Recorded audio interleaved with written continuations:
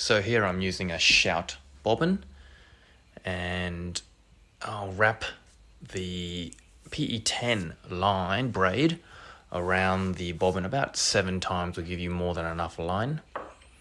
So I've got 170 pound Sunline fluoro, and we wrap the bobbin slash braid around the line in a fairly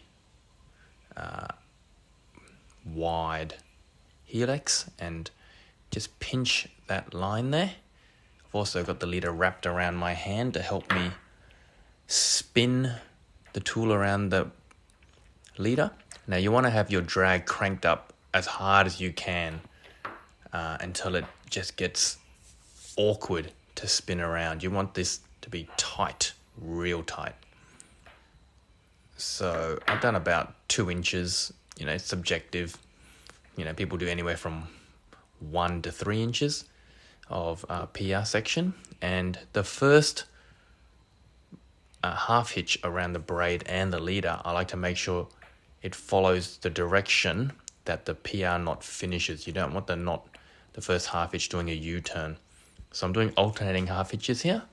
I like to do 6 around the leader and the braid. Don't have to go too crazy tightening this. And a word of warning, don't use your front teeth to tension this. You can chip your teeth and it don't look so great. So last half hitch is around just the braid. So we're going to do a rizutto finish to lock it in. And realistically, anywhere from 5 to 10 turns is all good. There's no, it's a variable. You can do whatever you like. Traditionally, more is better. So now I'm just rewrapping the rizutto close to the PR knot over itself. And what this does is just makes the knot a bit neater, a bit easier to tension. As it slides through, there's a lot less excess line there.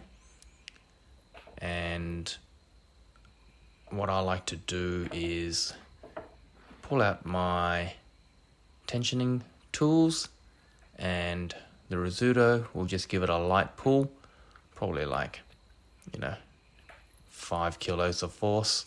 And then with the PR knot, I also like to give it another 10 kilos or so, just to seat everything in and reduce the chance of that knot moving in the initial use of the knot. So I trim the braid at about 5 mil, and I trim the mono leader at about 3. Burn the ends to mushroom it. You may have noticed that I like to leave about 1 millimeter of leader tag end to the mushroom there, and that gives the knot somewhere to move once it beds in.